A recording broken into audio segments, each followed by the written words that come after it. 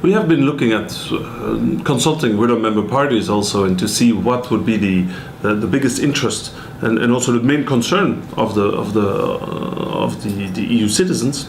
One of them is clearly the question of migration, and Liberals believe that the problem or the crisis really occurs based on the fact that there is no European solution, and that the Greek, the Italian borders are also the borders of the EU. And we hope to offer, or will offer, a European solution to the question of asylum.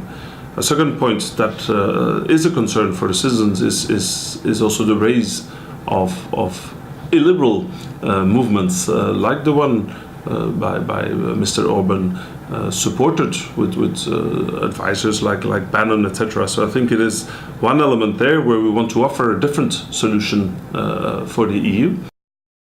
The key issues that affect people in all of our member states now are quite similar. Issues around security, how we deal with the challenges of migration, of course economic considerations and growth and creating good, solid, sustainable jobs, also very important.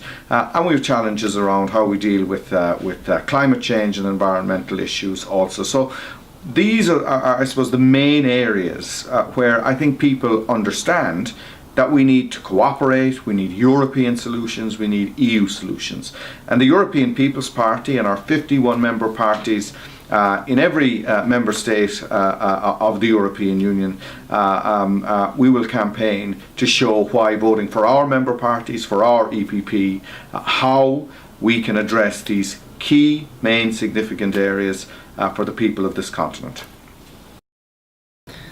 I would say that the main political issue of the next elections in 2019 will be the very future and destiny of the whole European integration project. You will have three main camps that will compete with each other. You will have the first one that will try to keep the things as they are, business as usual, which will be mainly represented by the EPP camps. Then you will have a second camp which is emerging and is gaining ground in different countries, in different national public opinions, which is the camp that would like to dissolve the project itself by recovering within the national boundaries the idea of old perfect society, which in fact was not existing in the past, and it's a fiction for the future. And additionally, they do not explain, after the dissolution of the European Union in itself, what would be the alternative project to create the basis of a European cooperation.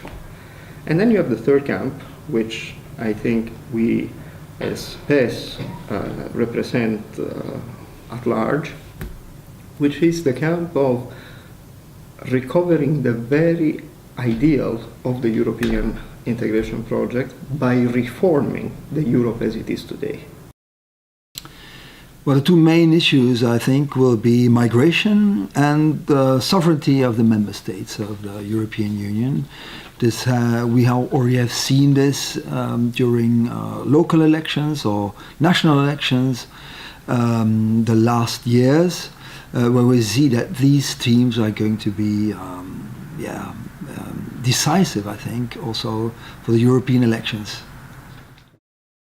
It is impossible to pinpoint such an important election to one singular dominant issue.